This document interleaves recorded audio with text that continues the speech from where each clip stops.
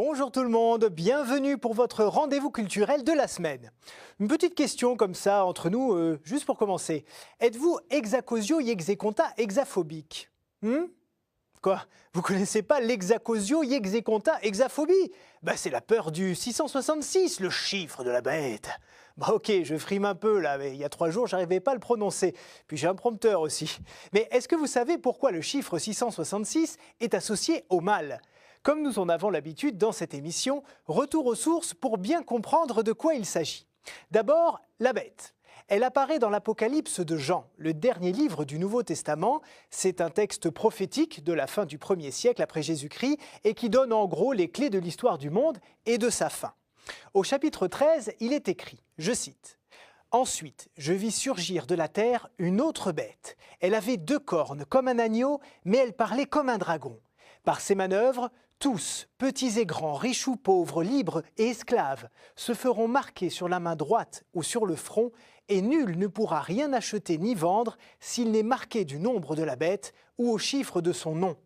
Que l'homme doué d'esprit calcule le chiffre de la bête, c'est un chiffre d'homme, le 666. Voilà d'où vient ce fameux triple 6. Mais pourquoi pas 634 ou 189 par exemple, je ne sais pas. Eh bien, il y a plusieurs explications.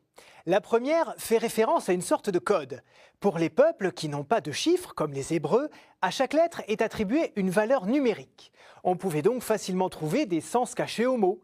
Pour le 666, par exemple, saint Irénée a émis l'hypothèse qu'il correspondait à la somme des lettres de l'Athéinos, qui veut dire Empire romain.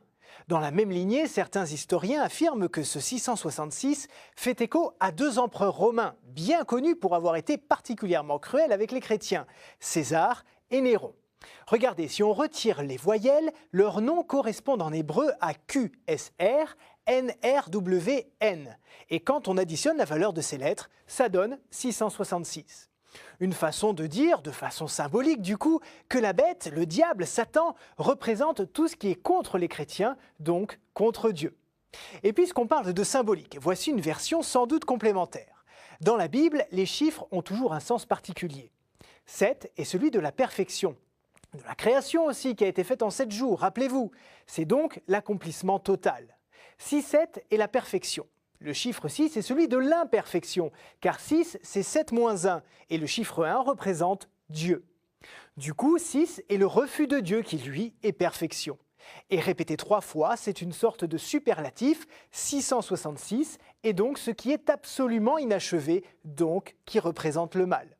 Du coup, depuis le Moyen-Âge, une longue tradition fantaisiste consiste à calculer que le nom de ses adversaires fait 666. On a même trouvé ça pour Napoléon ou Hitler, par exemple.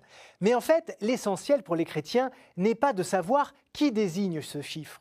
C'est de se souvenir que la bête, le mal, tente l'homme depuis le jardin d'Éden et qu'à la fin de l'histoire décrite dans l'Apocalypse, la bête meurt. Et oui, la fin du monde pour les chrétiens, c'est la victoire finale de Jésus. Et comme apparemment nous avons survécu au 21 décembre, oui, a priori on est toujours là, nous ne connaissons ni le jour ni l'heure de la fin de tout. Je vous donne donc rendez-vous la semaine prochaine pour un nouveau Pourquoi du Comment. Et en attendant, vous pouvez toujours revoir cette vidéo et la partager sur les réseaux sociaux. À la semaine prochaine pour de nouvelles aventures. Au revoir.